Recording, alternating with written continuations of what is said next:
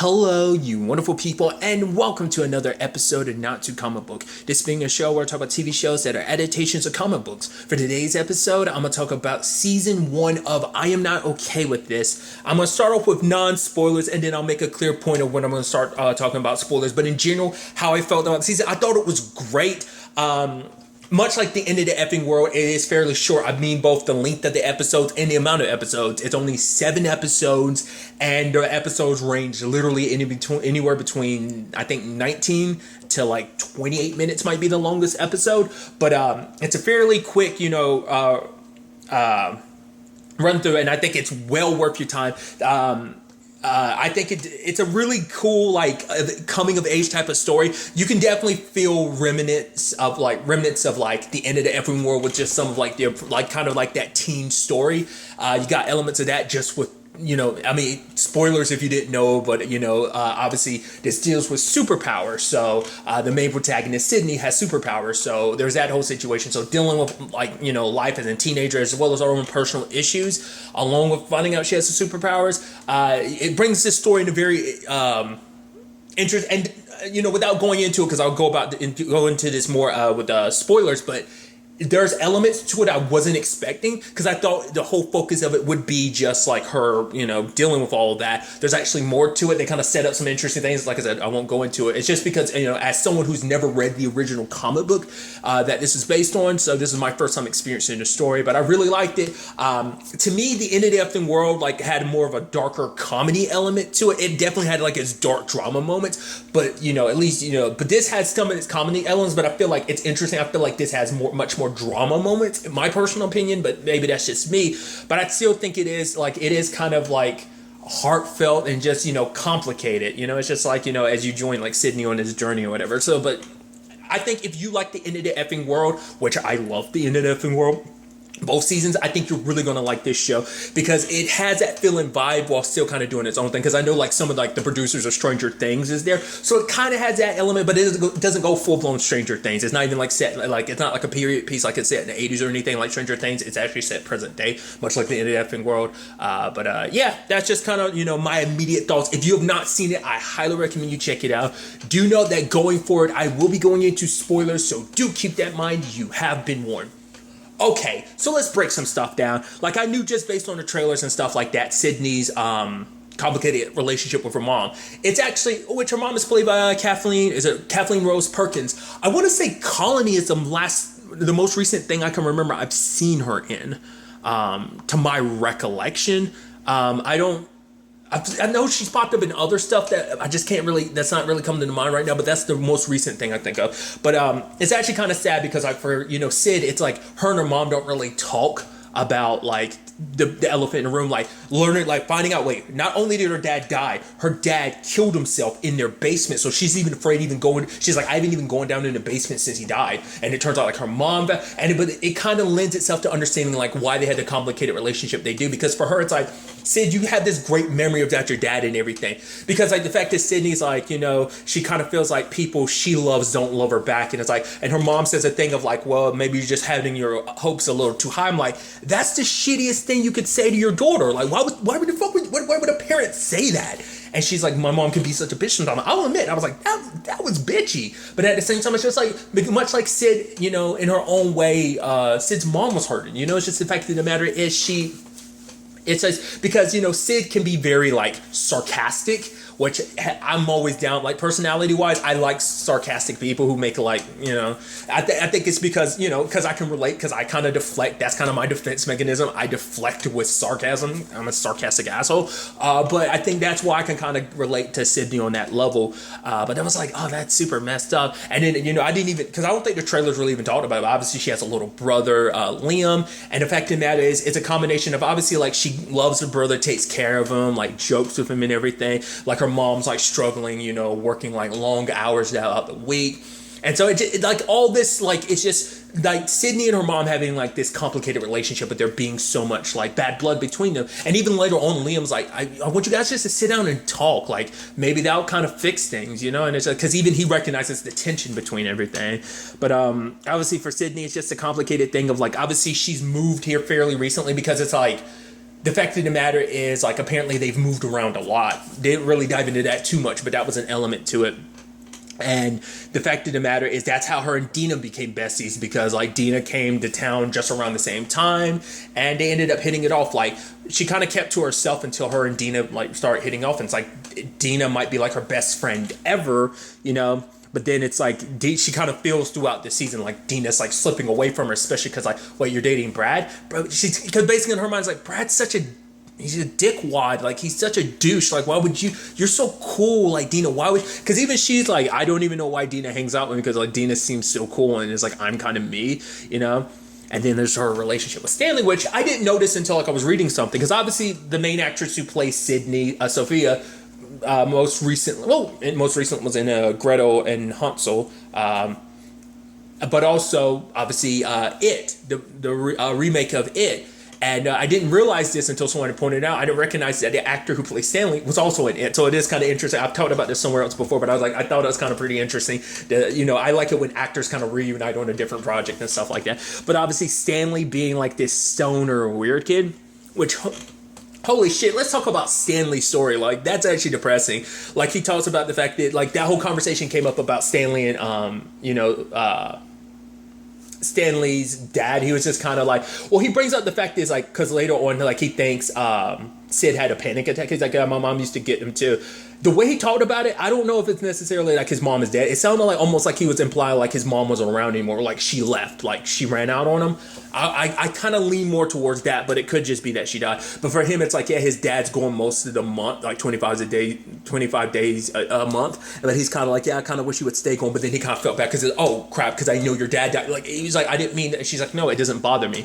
But the thing is, Stanley, when her and Stanley went to the football game, he was making a whole joke about like, oh yeah, like, nah, this is live theater. This is as good as their lives are going to get. 5-10 years to 20-year reunion from now. This is all they'll have to look back on. And it didn't hit me until later on what he meant by that. And when he's talking to his dad and he's like, oh yeah, he's like, I'm going to prom. Do you remember yours? And his dad was like, oh yeah, I got crowned king in 91 or something like that. So when he was saying that, he was saying that it was a jab at his own dad, because he knows people like that who are so caught up in like life. They literally went nowhere with their lives, and all they have are like all the good old glory days of high school to live. And he was thinking about his dad at that time, and I was like, that makes so much sense. But also, you know, because he even talked about the fact is, because he talked about like the fact is the men in his family aren't good people, and he wants to be the one person, the one guy in his family basically that's not a piece of shit. And I was like, that's so interesting. It's actually really sad, because you can see later on, like when Sid's talking, because even Sid brings it up. It's like, yeah, but like about his eye, like you can see because at notice I was like, isn't his iris? His dad hit him. It's like, shit, dude. It's like shitty parents. At least in a case of, you know, when it comes to Sid's mom, you kind of, it's like, yeah, she starts off a little shitty, but at the same time you're like, well, you kind of come to understand her a little bit more and go like, no, she's actually a caring mom. She's just, you know, she's dealing with stuff in her own way as well, you know. But it's like, no, Stanley's dad's just a piece of shit. So there's all that. And then there's this whole situation with Sid, because I thought was interesting, and that was something I was trying to like figure out too. It's like, well, what was her powers exactly? Because the fact of the matter is, at first it starts with her making Brad's nose bleed, and it's like, wait, what? And then, like I said, she'll throw stuff, and so like I think like telekinetically, she's either like pushing that rock she threw to hit the sign, or just at the time like all her anger was focused on hitting that sign, and so she just pushed the sign anyway. Like I said, definitely telekinesis, but I guess is telekinesis enough to make a nosebleed? Which I guess in retrospect, that's actually very foreshadowing. I didn't even think about that, you know. Maybe that was planted there just because you know where things are going to get. We'll definitely get to there soon enough. But yeah, the whole like her and Stanley kind of hitting off, because at first she didn't really think too much of Stanley, but now she's like, oh, I'm getting to know Stanley, because I think it felt good for her to have someone like, because obviously Dina's kind of like her foundation, you know, her family foundation isn't really that good. So Stanley's getting her to listen to music. They actually get high and everything together. I even love later on when it's like, oh yeah, like Stanley went down on me and everything, and it was great. And then later on, Liam was like, so where was Stanley going? She's like, what are you talking about? He's like, you were saying like Stanley was going down somewhere. And I was like, I couldn't help but laugh. I was like, oh my God. She's like, no, he's going down to Mexico or something like that. I love it. And just that little bit about just like Stanley rolling up and then like the window rolling down slowly and just awkwardly and just like, hey. But the fact of the matter is, it's kind of, because like obviously, Sid hasn't really figured herself out, like understand, like it could just be the fact is, yes, Brad's a douche, but even from the trailer, you can kind of hint that like, oh, she has a thing for Dina.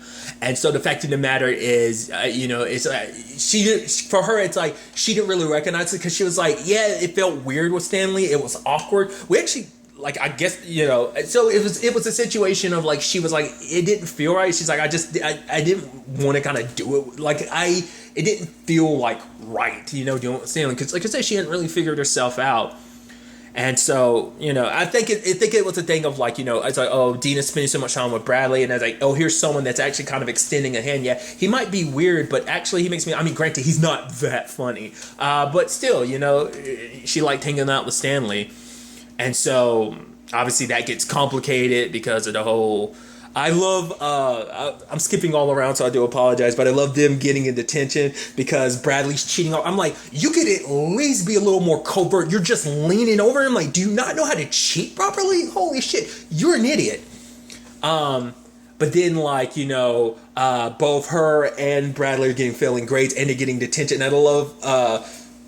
Sid getting pissed, like, what the fuck was that? Like, she gets to study all, and then that happens, and it's like, how's that fair? And then it's like, you're getting detention too. And then I love it that it's like, anyone else won? And then Stanley stands up, and it's just kind of like, everyone's looking like, what the fuck are you doing? And he pushes his books over, and everyone's just looking at him. He's like, oh, motherfucker. And then it's just like, all right, you get detention. And he sits back down, and he turns to Sid, and he gives her the thumbs up. I love it. I was like, dude. Just the fact he had to go, oh, motherfucker. Just, I loved it.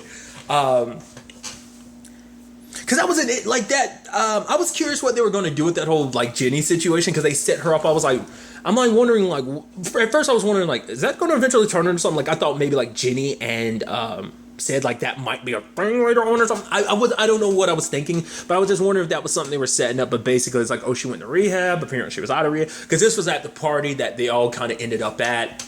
I did like that, because basically the next episode, like how the next episode kind of focused on Stanley's situation, and then it's like basically the party happened, and literally the next episode began with showing you like Stanley's side of things, of him getting ready for the party, showing up the party, asking Sid to the homecoming, and then like that, where the previous episode ended. I thought that was just neatly, I loved how that was neatly done.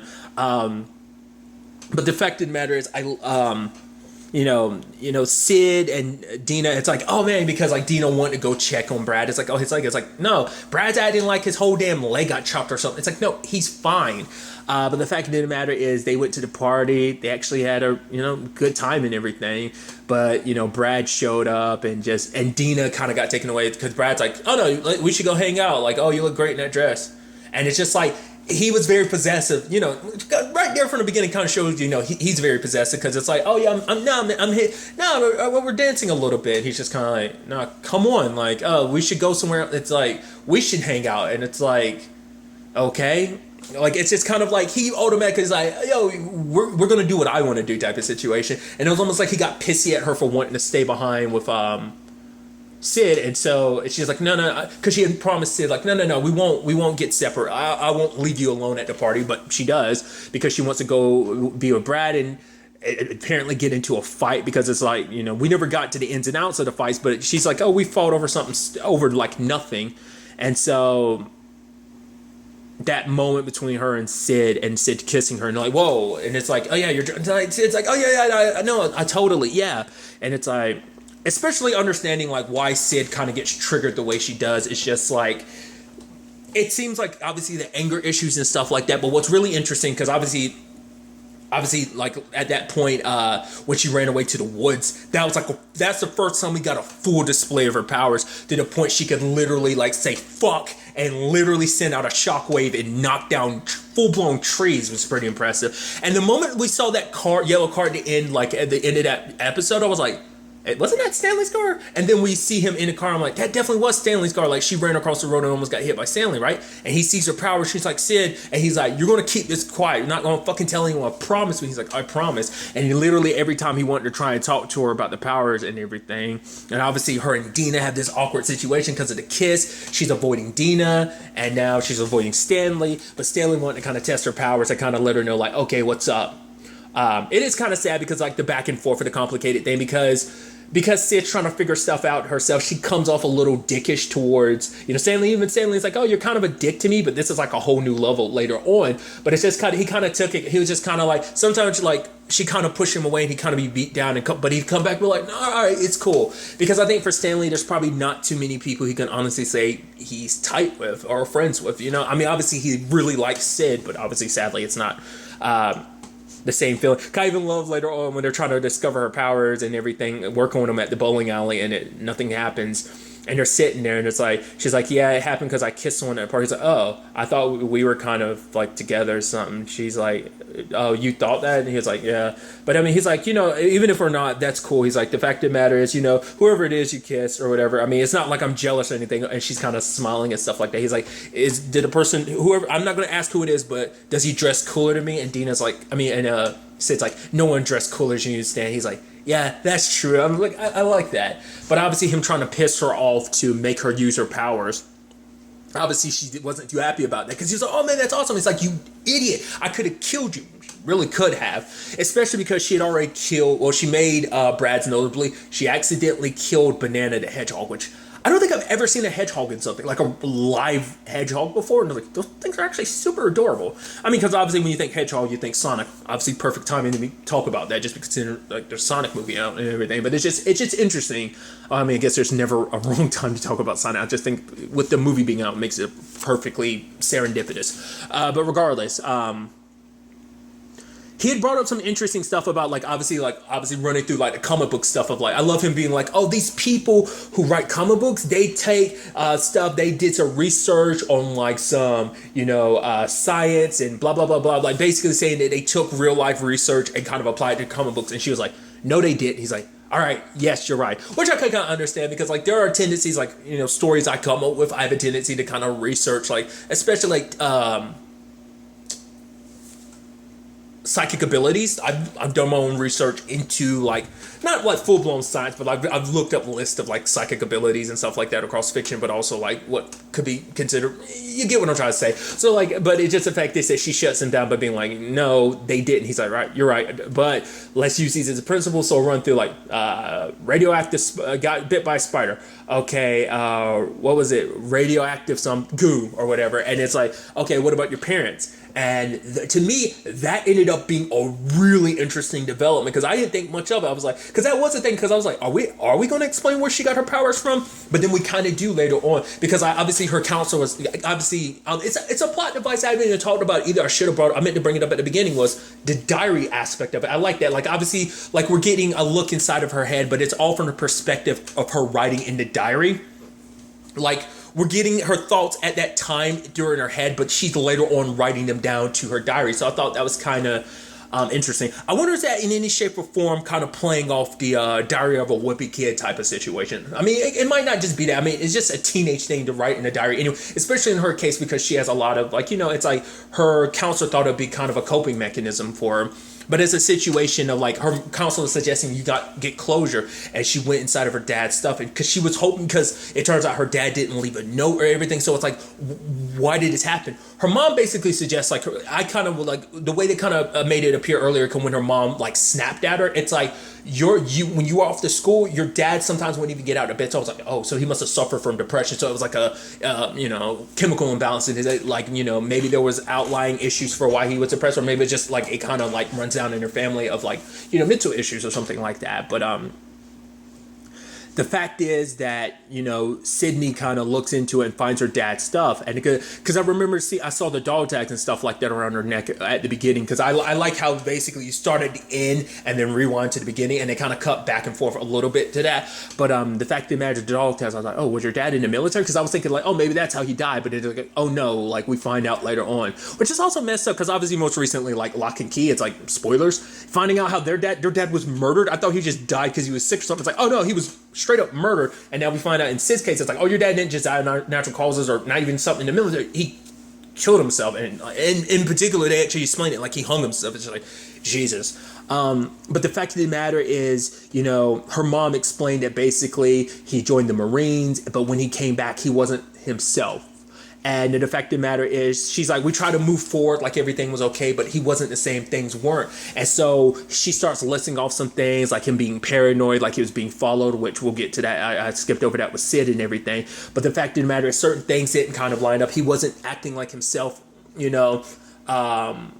Like a lot of the key elements between him and Sid kind of correlate. So now it starts piecing it together. What Stanley had asked. Did her dad, like her dad literally went through the same thing she did. So, and like there was an explosion, everyone else, civilians, his allies, everyone died except for him. And it's like, she's thinking, could that have been because my dad had powers? She was thinking like that. So it's like, okay, so it is hereditary. So did he always have them, or was it not until he joined the military that they awakened? So does that mean it is a hereditary thing? Does it pass down in your family? Was something done to him? Was he experimented? Like, is it actually a combination of he was experimented on and then it led to it passing down to Sid in some shape or form? I don't know.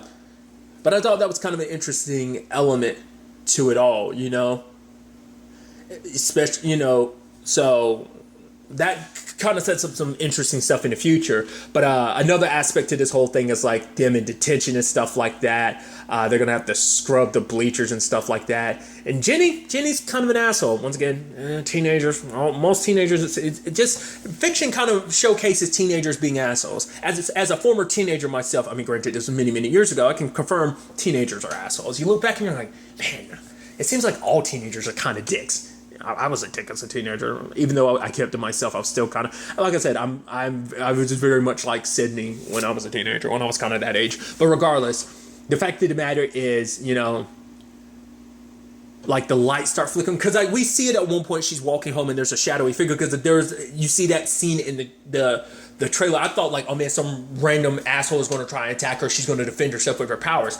Dude walks and then he disappears like he's like shadowy, and then he kind of like disappears, like he breaks into pieces, like he's being blown away in the wind. I'm like, oh, and that's what I was talking about. Like, whoa. So I was like, wait. So there's someone else with powers out there, like, because I like I said, I'm not that well versed. The only bits I know about this series is, like I've said before, how it actually ends, because my friend kind of spoiled the ending in the comic book. I've said this time and time again. This is like my 4th or 5th time mentioning it.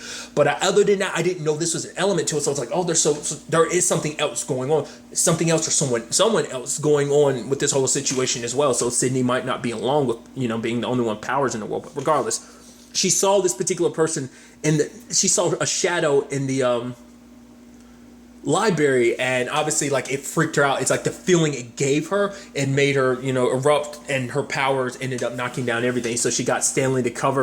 It's like, whoa, it's like she's not worried about the bookshelves, but she's worried about the security camera footage that caught her. So they're coming up with a plan. It's like, all right, we need to get it off the janitor, but we need someone to distract it. We need boobs. So they get Dina in on it, and it's like, why are you doing it? It's like, because me and Stanley were caught having sex in the library. It's like, yeah. And I look at it like, yeah, we 69 and everything. And Sid just turns and kind of just looks at him like, why'd you have to go that damn far? And I even love Dina, like, you know, rolling her shirt up a little bit, kind of showing off her stomach and everything. And it's just kind of like she's trying to get, was it Carl, the janitor? And he's just like, yeah. Okay, he's like, first of all, this isn't going to work. For one, I'm married. And I'm gay. And the fact of the matter is, it's kind of like, this isn't just about me either. This is about you kind of having a little more, you know, respect for yourself in that regard. He's like, if you need the keys, just ask. She's like, right. She felt, I was like, I love that plan kind of blew up in your face of like, it did not work at all. And just, I even love it. It's like, yeah, I got the keys and everything. She's like, I might have set, you know, the women movement kind of back a few steps, but, you know. And then Stanley coming up with his plan, which everyone was like, that's a terrible plan. And he's like, yeah, but has anyone come up with anything better? So Stanley's plan of burning the burritos in a microwave, and there's a shit ton of keys and everything. Surprisingly enough, that all worked out in the end. So I was like, oh. Sydney finds out about Brad and Jenny, and it's just kind of like, once again, Jenny's kind of an asshole. I'm curious to see if there's anything that's going to come about that or not. Maybe she just, I mean, aside from just the storyline of like, oh yeah, like Brad cheated on Dina with Jenny. And it's like, no.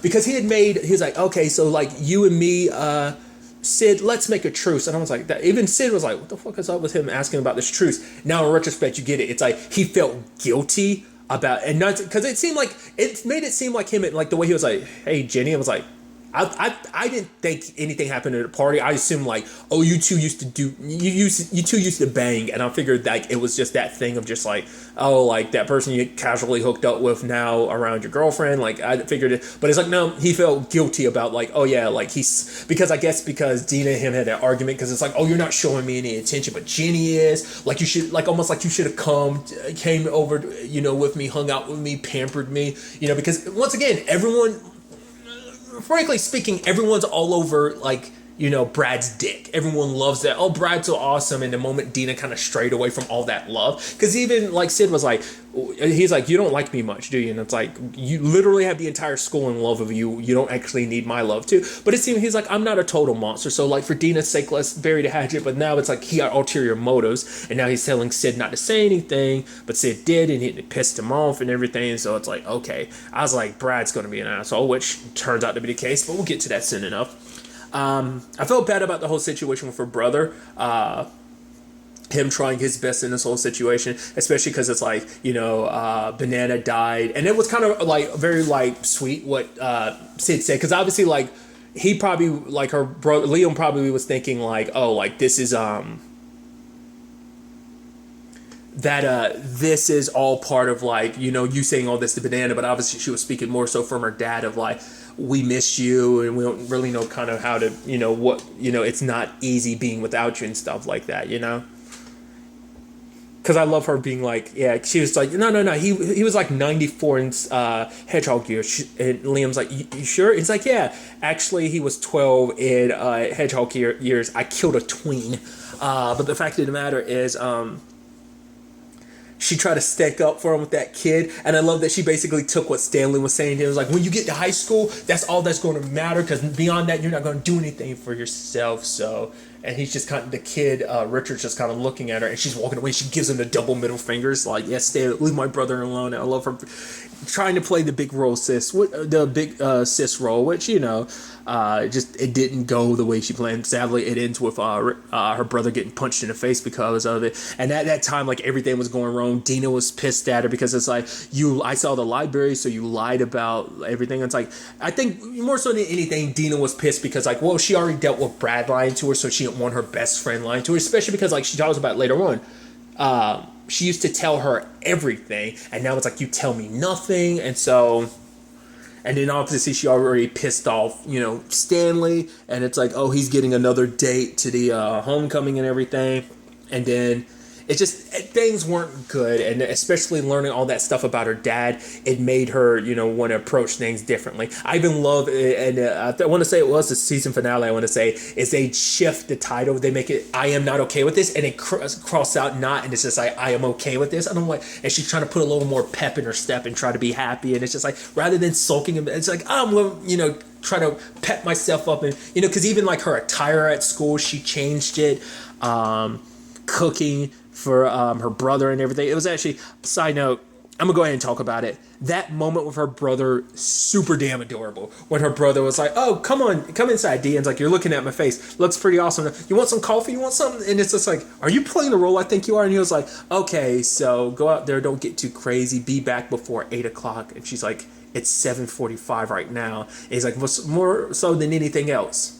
Have a good time. It's like he's filling in the dad role of like, oh, wishing his little girl off for prom or whatever, homecoming. I'm like, that was actually super heartwarming and super sweet. I was like, that's super fucking adorable. But the fact of the matter is, Sid had made up with Dina by being like, no, I saw some hallucinations and stuff like that, so I kind of flipped out, so that's why. But because she was like, yeah, you used to tell me stuff, even like I would always know what you'd had for lunch, but now I kind of don't know anything. But they're kind of bridging that gap, and so they both go to prom together. And obviously, Sid wears a dress and everything, and her mom helps her and everything. It's like, oh, you're actually wearing a dress. It's like, yeah. And her mom had told that sweet story about her and her dad, about how she and Sid's dad ended up at prom together. Like, she actually went with someone else, but that dude left her for his friends. But Sid's dad saw her and decided to, dance with her and everything. And I was like, that's super sweet, And at the time of the dance, there's a whole thing with Brad drinking and stuff like that. I'm like, I knew he was gonna start shit with Sid. I just didn't expect things to kind of go down the way they did. But obviously Dina and Sid are there and they're having fun and everything. Obviously, she sees Stanley, which his date situation didn't go down too well because he tried to like recapture like the magic between him and Sid, bringing up the whole thing about like, oh, so what's your deepest darkest secrets? And she's like, what? He's like, never mind. It's like, oh, do you have any like, because obviously Sid has the zits on her legs and everything, and obviously he's got like back knee and back acne, and them like comparing it and stuff like that, because she's like, oh yeah, it's gross. She's like, zits, ew, gross. And he's like, right, yeah, that's super gross. And he's smoking weed, and she's like, you want something? She's like, it's a gateway drug, and starts listing off everything, coke, heroin, and then she's like, and then it leads to, I forgot what it was she was saying. It was something, huffing it, and then death. And he was like, okay. He's like, yeah. And it's just like, that kind of put a bummer stamp on all of it. So it's like, yeah. But luckily, Sid goes over and talks to him. And he's like, yeah, they kind of like, he kind of figured she didn't feel that way about him. But she is like, I like you a lot, but just not in that way. And, it's like, oh, so does Dina know about your thing? He's like, what? About you being a superhero? She's like, no, I'm not. And as you know, I'm not. He's like, come on, just give me this one thing. So him and her and Dina, I think that's kind of a neat thing, because after that little like stealing the security camera footage after the library incident, like, I think you could definitely see those trio being friends, because I think them sitting around kind of laughing, both Stanley and Sid, smoking weed and then giving it to Dina, and them all kind of laughing like that, and now seeing them kind of together at the dance like that too, and Stanley's going over there like, what do you mean, telling the DJ, what do you mean you haven't heard of Blood Witch? And so the fact of the matter is Dina and Sid dancing, and it was actually really nice, especially Dina's like, so we're going to talk about that, and then she's like, yeah, I'm sorry, but it's like, no, you don't have to be. I mean, I did not like it. I'm like, I didn't expect that. I didn't expect Dina to be actually like, it was actually kind of nice. Even at one point you were like, oh shit, they're about to lean in and have a kiss. I was like, holy shit. I thought it'd be a little more awkward, that things would kind of work out, but it's like, oh, things would. Then everything obviously eventually goes to shit. I like that story element of her diary being missing, because I was like, oh, did that shadow creature steal it or something like that? But then we find out, it's like Brad gets in front of her and he's like, oh, what is he going to do? And then he pulls out her book. I was like, and then he starts talking mad shit. He's calling, like, because the thing is, no one at the party was like, because that's what I like too, because it is set in present day. Like, you don't have to worry. Well, I mean, granted, there's gonna be homophobic people anywhere, but him like fucking calling her the D word, and it's like no one at the party was like ha ha ha on his side or anything. Because I kind of expected it to kind of like go full blown Carrie-ish a little bit. It kind of does, but I thought maybe like Brad will try and go after Sid at some other place. I didn't know he was going to do it at the homecoming thing, but. Because everyone was stuck around, like no one was kind of like, oh my, you got it. It's like, no one had his back when everyone was like, Jesus, why are you being such an asshole? Who cares? Like, it's like, oh yeah, like she kissed my girlfriend. It's like, yeah, when I was banging Jenny, she was over there kissing my girlfriend. It's like, the lesser of the two evils, her kissing your girlfriend, who was your best friend, after you two already had a fight and everything like that. Nothing else happened. You literally banged someone else. So it's like, because in his mind, once again, because he feels like he's losing. It's like, because he already had it out for Sid anyway. And it's like, you're the one who messed up first. You cheated. I mean, to be fair, it's not like Sid went around telling everyone about your business. Literally, I guarantee you Jenny did, or either other people did, because the rumors start spreading that he got gonorrhea from Jenny. So it's like, even without Sid's help, that would have spread somewhere else anyway, But him just being another piece of shit, just going on and on and on about all this stuff. It's like, oh, talk about daddy issues. It's like, come on. And then Stanley tries to get there, and then like he punches Stanley. Like I said, no one had his back. No one was like, whoa, yeah, from the like typical stupid teenager stuff in like movies and TV shows where they're like, oh, the bullies and stuff like that. It's like, no one had his back in this situation. So it's like, and I like that. I like the rest of the students being like, what the fuck is wrong with this dude? Like, no, like I said, no one was like, ha ha ha. Like, it wasn't like, your stereotypical thing. I think it was a realistic thing. I'm like, don't be an asshole. You're not funny. You're just being a drunk douche. But then he starts talking about like, oh, his Sid thinks she's like, shut up. And then she made his head explode. I was like, what the fuck? literally lost my damn mind because I wasn't expecting that. Plus, I didn't expect it to be so public. Literally, the blood splattering on her, and it's like, oh, so that's how that happened. I thought she killed someone. She kind of did, but not under the circumstances I thought. I was like, holy shit. And then everyone's running because no one knows what went down. It's just his head exploded out of nowhere. I'm like, Jesus, dude, that is gnarly. I'm like, now it's such a public thing. I think Stanley goes to try and, like, he sees her diary on the ground, so I think he's rushing over to get it. And obviously she's running, trying to get away because, like, I didn't mean to do that. This is the first time she's killed a person. And like I said, it came full circle because the first display of her powers in the show was her making Bradley's nose bleed. Now, don't have to worry about that nose bleeding anymore because your fucking head's going. It exploded, gushing blood on the floor. That's traumatizing for any teenager to say. She's like, I didn't mean for it to happen. Because that's what she was worried about. She thought if she could keep herself in line, she wouldn't explode like her dad did. And because also, I won't say anything because it'd be kind of spoilers. But I'm like, it now kind of solidifies, like, what's going through her head of, like, that's why my dad killed himself. Like, now it kind of makes sense of, like, everything he was going through, he couldn't handle it himself, and so he ended up killing himself because he thought he was too much of a danger. Maybe that's what he thought, like, he was too much of a danger for us. Maybe that's why he stayed in bed, because he was afraid that if he was around anyone, he'd get triggered, and, a combination of, like, PTSD, kind of led to all that. Maybe the powers kind of, like, I wonder, with the confines of it, we don't really know, but I'm curious, was Sid always like this, kind of like have that, like, the anger issues? It seems like it's more so like because of recent events, and it's just everything's just compounding upon itself, pushing her powers to the forefront. At least her dad, it might have been the PTSD from everything he experienced as a Marine. That's what I'm curious about. Or does the powers kind of bring that out of you naturally is what I was curious about. But her ending up at that tower that, like, Stanley brought up at the beginning of the season, being like, oh yeah, my great-great-grandfather or whatever built that. And then whoever the shadow person is pops up. And it's like, she's like, should I be afraid? And he's like, no, they should be afraid. Let's begin. So I guess, like, maybe it's like whoever this dude is, he's trying to recruit her. Maybe there's other people with superpowers that is kind of like, oh, we need to bring you into the fold or something. Like, maybe that's whoever it was is someone that obviously watched, because Stanley had brought up, like, oh, you need, like, that older mentor to kind of tell you about your powers. Like, Stanley was like, I'll be that mentor. But now we see, like, maybe that person's there, and it's like, wait, what? I was like, is this? I was like, this feeling like a season finale? Oh, because it totally is the season finale. I was like, what? That's the complicated thing of, like, oh man, like, you've set up, I mean, I'm so curious to see where that, potentially will go going forward, because now, like I said, we introduced the fact is that there are other people out there. I mean, maybe this might explain more about, like, like I would say, other people out there with powers, or maybe this explain how Sid's dad got the powers. Like I said, is it something hereditary he got? Was it something he experienced when he was in the military? Like, maybe they came across something that gave them their superpowers.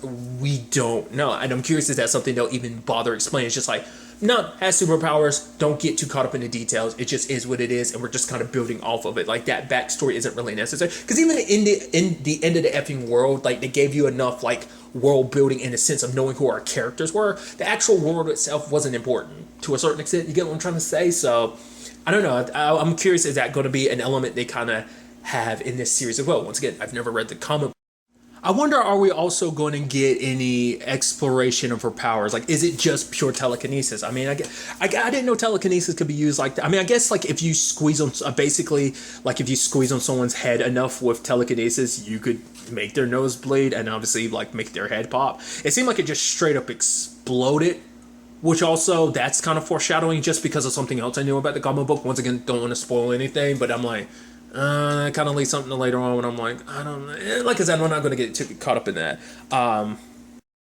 At the time of me recording this, I am not sure if I Am Not Okay With This is coming back for a second season. I'm very hopeful, but I mean, literally, the season dropped a little less than 4 hours ago at the time of me recording this. So, there's no real... I'm really hopeful because I'd love to see where we go expanding upon this story.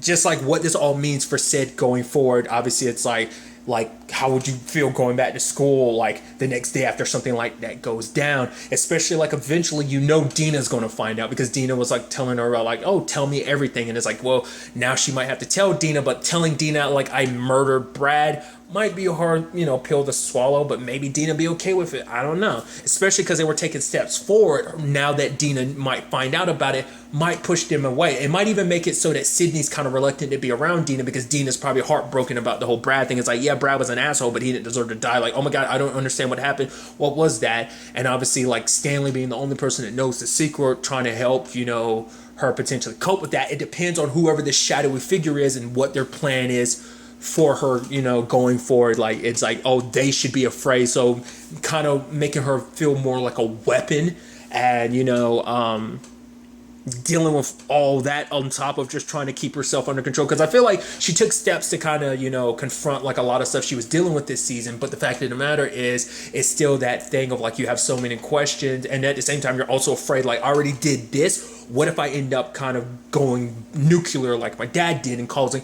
I mean, we don't know that the explosion was her dad, but it's heavily implied. And she believes it to be her dad that caused that explosion to kill those people.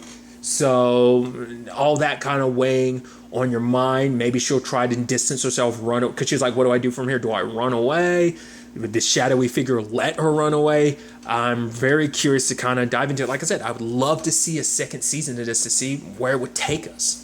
But really, that's all I'm going to talk about. So the next time we meet, be happy, be safe, live life to the fullest, and enjoy it. Good day and good